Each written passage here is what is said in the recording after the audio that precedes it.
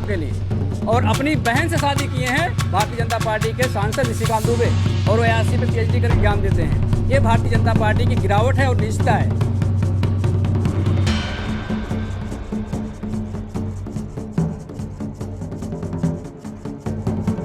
वो माफिया है, वो बाहुबली है और उसका पूरा का पूरा परिवार लोगों को परेशान करता है।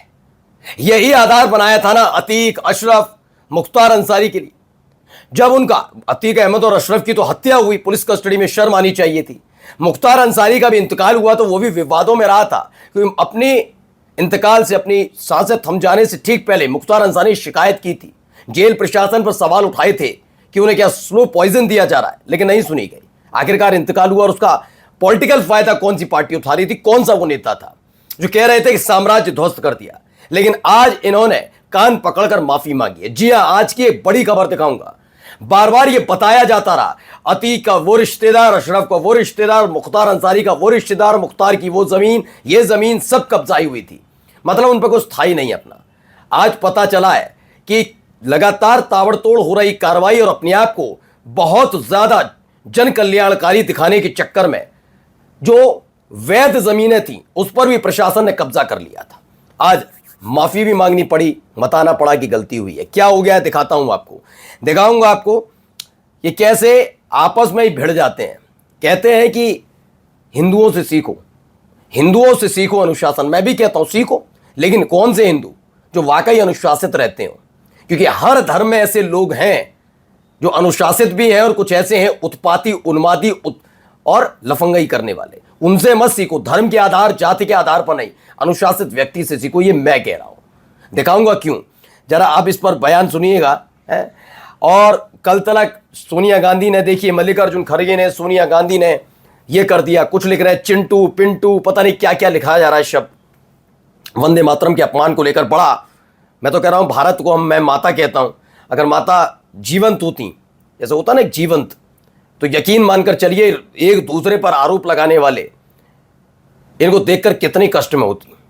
क्यों कह रहा हूं कि उधर तो आरोप लगाते हो लेकिन अपने नेताओं की हरकतें देखते हो। वंदे मातरम का कौन सा वर्जन बजा डाला और अब कह रहे हैं सॉरी सॉरी सॉरी बाबू, सॉरी बाबू। और मुश्किल बढ़ने वाली उन लोगों की जो वंदे मातरम के नाम पर कांग्रेस की लानत मलानत कर रहे थे और फर्जी खबरें चला रहे थे। दो ऐसी लैंग्वेज बोल दे रहा हूं थोड़ा सा, सॉरी, चिंटू पिंटू, उनकी हालत खराब होने जा रही है। नमस्कार, मैं हूं प्रज्वल गौतम और आप देख रहे हैं the live TV. The live TV, सच सबसे आगे। पहले ये खबर देखिएगा भाई, ये जरूरी खबर है आज की। बहुत सुंदर लग रहा है। आप इस पे लग जाए एक पति काट एक पति काट जमुनिया फरल ये भाई बढ़िया खाता है, बाहर खत्म हो गया बहुत बढ़िया हो गया ना। इस पे लिख दे, इस पे लिख दे, एक बस यही से बनता है पति काट है। ये दूंबा हरेला। तो अब हुआ क्या है जरा समझिए। जिस चुनावी रंजिश में योगी आदित्यनाथ अपने वोटरों को खुश करने के लिए अफजाल अंसारी जी की जमीन को कुर्क करवाया था, आज उसी जमीन को कोर्ट में आदेश पर मुक्त किया गया। कोर्ट के आदेश पर प्रशासन ने अपनी गलती को स्वीकार करते हुए कहा कि यह भूल से हुआ था। जी हां, यह हुआ है। साल 2022 की बात थी। 12 करोड़ की जमीन को बताया था कि ये माफिया का परिवार है, ये मुख्तार अंसारी, अफजाल अंसारी, सारा के सबको ऐसी बता दे। मुंह उठाओ, कुछ भी बोलो, कुछ भी बोलो। मैं आज खुल्लम खुल्ला कहता हूं कि मुझे वो विधायक और निष्पक्ष जांच होनी चाहिए। विधायक और सांसदों की जितने उत्तर प्रदेश के अंदर है सारे, मैं ये नहीं कह रहा कि एक पॉलिटिकल पार्टी, सबके निकाल के दिखा दो कितने शरीफ जाते हैं सारे के सारे। कोई किसी पद पर बैठा हो, हमें मालूम है किसने सत्ता में आते ही अपने खिलाफ केस वापस लिए थे, कोई शरीफ नहीं है यहां पर। लेकिन टारगेट करोगे तो ये होगा। टारगेट करते करते भूल गए कि ये वाली जमीन तो वैध है, क्योंकि आका को खुश करना तो 2022 में 12 करोड़ की जमीन को भी प्रशासन ने अपने कब्जे में ले लिया था, इसे अवैध बताते हुए। बाद में अब कोर्ट की तरफ से पूरा कागज पत्री सब दिखाई तो कह रहे सॉरी सॉरी सॉरी है। आज सांसद अफजाल अंसारी जी बेटी नूरिया अंसारी को खेत पहुंचकर प्रशासन ने संपत्ति को सौंपा है। ये एक स्थिति है। ये 2027 से पहले सारी चीजें निकलती जा रही हैं उसको लेकर। आइए इनसे अनुशासन सीखूंगा। ये देखिए अनुशासन इनसे सीखना, आपस में ही ये लो, आपस में ही ये अनुशासन सिखाएंगे। ये अनुशासन सिखाने वाले लोग हैं। क्योंकि जब संवैधानिक पदों पर बैठे हुए लोग जाति आधारित बात या धर्म आधारित बात पर करने लगे तो उस धर्म उस जाति के लोग ये समझ जाते हैं कि उस प्रदेश का मुख्यमंत्री अपना कार्रवाई क्या होगी। तो ये होता है, जब कोई नहीं मिलता तो आपस में लड़ भिड़ बैठते हैं। ये स्थिति है, ये इनसे अनुशासन सीखा जाएगा। वाह रे अनुशासन, ले लीजिए, वहाँ आपस में लड़ भिड़ लिए, मारपीट हो रही है, इस तमाम चीज़ों। अब एक बयान लग जाना चाहिए ना योगी जी का, अनुशासन सीखें, इनसे सीखें वाकई। अब आते हैं, हुआ क्या ये भाई साहब, हुआ ये कि भाजपा के प्रदेश अध्यक्ष हैं मदन राठौर राजस्थान में। सबको भैया दिखाना था कि 15 अगस्त है, अभी अभी वंदे मातरम वाला बिल, और उसके बाद ये सब हुआ, राष्ट्रगीत बना है, सम्मान देना होगा खड़े होकर, तो अब सब जगह करना भी था। और इसी के आधार पर कांग्रेस को ये बताना होगा कि कांग्रेस कितने बड़े राष्ट्र विरोधी हैं कि राष्ट्रगीत के अपमान करते हैं, तमाम बातें करनी होगी।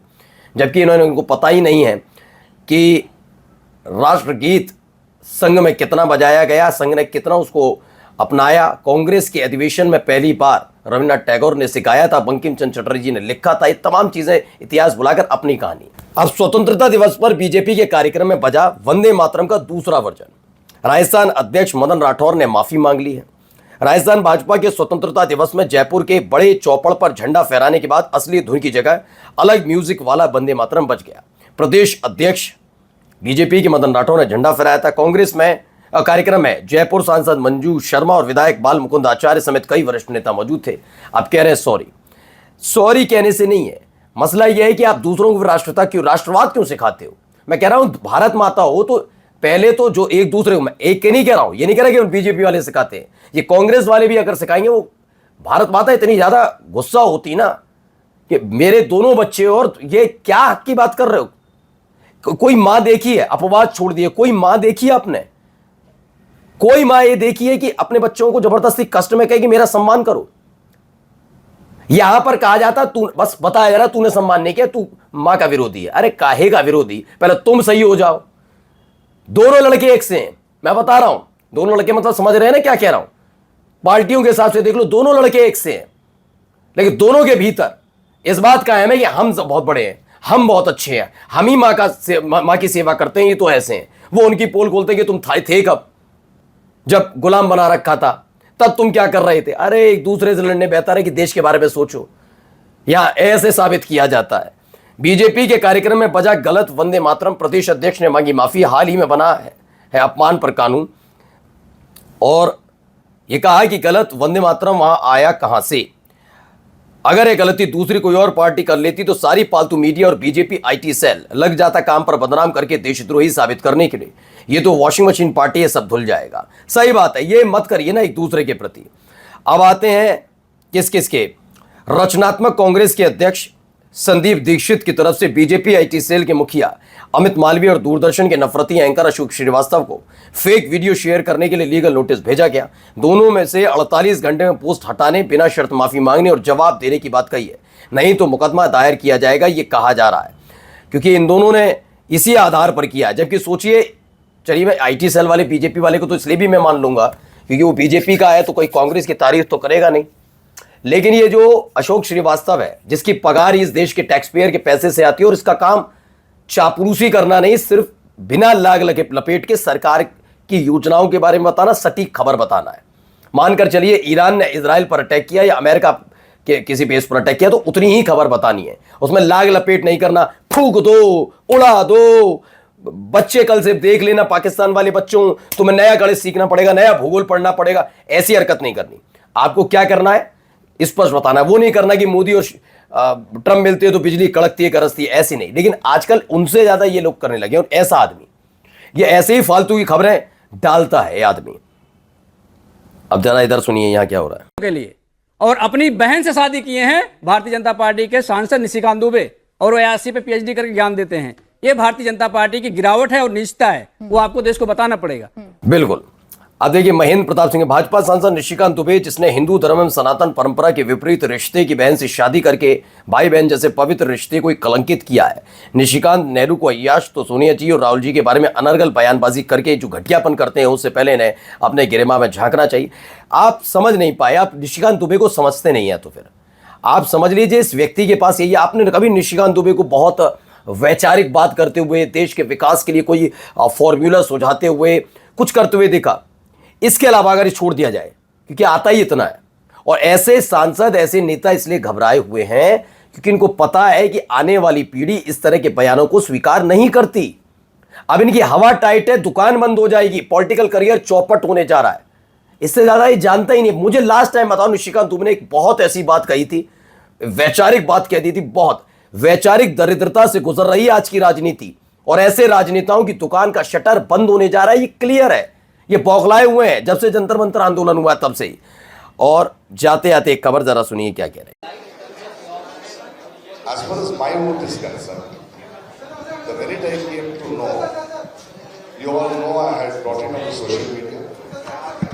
Then immediately there were the whole country, the most of them stood up for it and showed solidarity. And suddenly I saw the EC officials calling me, telling me that they have made a mistake, they will correct it. I said fine. He said they are correcting it. Will you say? तो इनको आप वैसे भी फिल्मों में देखा होगा, प्रकाश राज है। इलेक्शन कमीशन चाहता है कि मैं फॉर्म 6 भरूं, लेकिन मैं ऐसा नहीं करूंगा। एक्टर ने दावा किया कि बेंगलुरु में चल रहे SIR प्रक्रिया के दौरान वोटर लिस्ट से उनका नाम हटा दिया गया है। बेंगलुरु सेंट्रल सिटी कॉर्पोरेशन ने साफ किया कि 16 जून 2026 तक एक्टर का नाम 163 शांतिनगर विधानसभा क्षेत्र के पार्ट नंबर 1 में सीरियल नंबर 970 पर सक्रिय रूप से रजिस्टर्ड है। लेकिन SIR में नाम काटे जा रहे, जो खिलाफ बोलेगा उसे ऐसे प्रताड़ित किया जाएगा, उसे इस काम पर लगा दिया जाएगा। जब काम पर लगा रहेगा वो व्यक्ति, तो आवाज कैसे उठाएगा। कितना अच्छा फॉर्मूला है ना मोदी जी, बहुत बढ़िया। ज्ञानेश कुमार, नमस्कार।